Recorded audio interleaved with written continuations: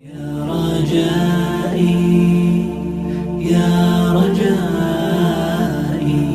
يا رجائي۔ تیسری بات یہ تھی کہ زکوٰۃ کا مستحق کون ہے، کہاں ہم زکوٰۃ کو صرف کریں گے، کہاں خرچ کریں گے کہ جس سے ہمارے زکوٰۃ کی ادائیگی ہو جائے گی۔ قرآن کریم کے اندر آیا ہے، سورہ توبہ میں ہے، انما الصدقات للفقراء والمساکین والعاملین علیہا والمؤلفۃ قلوبہم وفی الرقاب والغارمین وفی سبیل اللہ وابن السبیل، کہ صدقات کے اور زکوٰۃ کے مستحق یہ لوگ ہیں، فقراء اور مساکین۔ فقیر یعنی وہ شخص کہ جس کے پاس مال تو ہے لیکن اتنا مال نہیں کہ وہ صاحب نصاب کو پہنچ جائے، اور مسکین کا درجہ جو ہوتا ہے اس سے تھوڑا کم ہوتا ہے، یعنی جس کے پاس کچھ بھی نہیں ہوتا مسکین۔ تو ان لوگوں کو اگر ہم لوگ زکوٰۃ ادا کر دیتے ہیں مال کا، یعنی 40واں حصہ اگر ہم ان کو دے دیتے ہیں تو اس سے جو ہماری زکوٰۃ کی ادائیگی ہو جاتی ہے۔ چوتھی چیز وہ یہ ہے کہ زکوٰۃ ادا کرنے سے ہمارے کیا فائدہ ہوتے ہیں۔ زکوٰۃ چوتھی چیز جو یہ تھی کہ زکوٰۃ نہ ادا کرنے سے دنیاوی بھی نقصان ہوتا ہے اور آخرت میں تو نقصان اٹھانا پڑے گا۔ چنانچہ اماں عائشہ رضی اللہ عنہا فرماتی ہے کہ آپ علیہ الصلاۃ والسلام کو میں نے فرماتے ہوئے سنا کہ زکوٰۃ کا مال جس مال کے ساتھ بھی مل جاتا ہے تو اس کو ہلاک اور برباد کر کے رکھ دیتا ہے۔ جب بندہ صبح کرتا ہے تو 2 فرشتے اترتے ہیں، ایک فرشتہ مال خرچ کرنے والے کو کہتا ہے اللہم اعطی خیرہ، ایک فرشتہ مال خرچ کرنے والے سے کہتا ہے اللہم اعطی خیرہ، اور دوسرا فرشتہ مال کو روکنے والے کو، مال کی زکوٰۃ کی ادائیگی نہ کرنے والے سے کہتا ہے اللہم اعطی شرہ، یعنی جس نے مال خرچ کیا ہے اللہ تبارک و تعالیٰ اس کو اچھا اور بہترین بدلہ عطا فرمائے، اور جس نے مال کو روکے رکھا، مال کو خرچ نہیں کیا، تو اللہ تبارک و تعالیٰ اس کے مال کو ہلاک و برباد کرے۔ یعنی صرف بہت ساری اس سلسلے میں حدیثیں وارد ہوئی ہیں، زکوٰۃ نہ ادا کرنے کے سلسلے میں بہت ساری حدیثیں وارد ہوئی ہیں۔ مشہور حدیث ہے کہ اگر آج ہم لوگ مال کی زکوٰۃ کی ادائیگی نہیں کرتے ہیں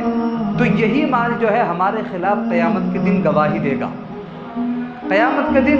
اس مال کو سانپ کی شکل میں بنا کر ہمارے گلے میں ڈال دیا جائے گا، پھر یہی سانپ ہم کو ڈسے گا اور کہے گا انا مالک انا کنزک، میں تمہارا مال تمہارا خزانہ ہوں۔ تو جب اتنی سخت وعید ہے تو لہذا ہم لوگ کو اس کو سیریسلی لینا چاہیے۔ بہت کم اس پر عمل ہوتا ہے، صرف ہم لوگ نماز پر عمل کر لیتے ہیں اور اسی طریقے سے روزہ رکھ لیتے ہیں، لیکن زکوٰۃ کی طرف بہت کم لوگوں کی توجہ مبذول ہوتی ہے۔ ان ارشادات نبوی سے یعنی ان احادیث سے پتہ کیا چلا،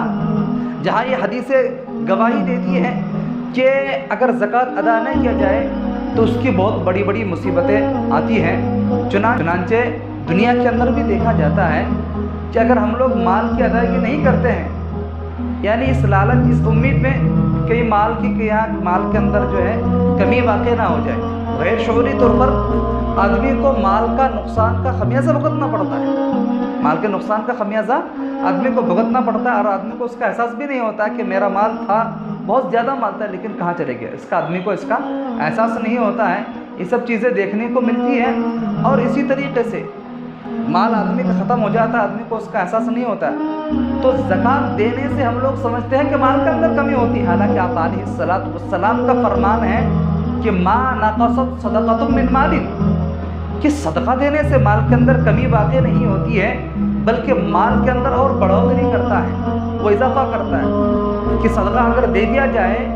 تو جو خراب مال تھا وہ مال نکال کے وہ اصل مال صرف آپ کے پاس بچ جاتا ہے، اور اگر صدقہ نہ ادا کیا جائے تو خراب مال اور اصل مال دونوں ایک ساتھ مل جاتے ہیں، جس کی وجہ سے پورا کا پورا مال خراب ہو جاتا ہے۔ اس لیے ان حدیث کی روشنی میں جو ہے ہمیں خود بھی صدقہ ادا کرنا چاہیے، اور اپنی پڑوسی کو، اپنے اہل و عیال کو، اپنے گھر والوں کی اس کی تلقین کریں ہم لوگ سبھی لوگ۔ اللہ تبارک و تعالی ہمیں جو ہے صدقہ ادا کرنے کی، زکوٰۃ ادا کرنے کی توفیق عطا فرمائے، اور زکوٰۃ نہ ادا کرنے کی جو وبال ہے اور اس کے مصائب ہیں اس سے ہم سب کی حفاظت فرمائے۔ آمین یا رب العالمین۔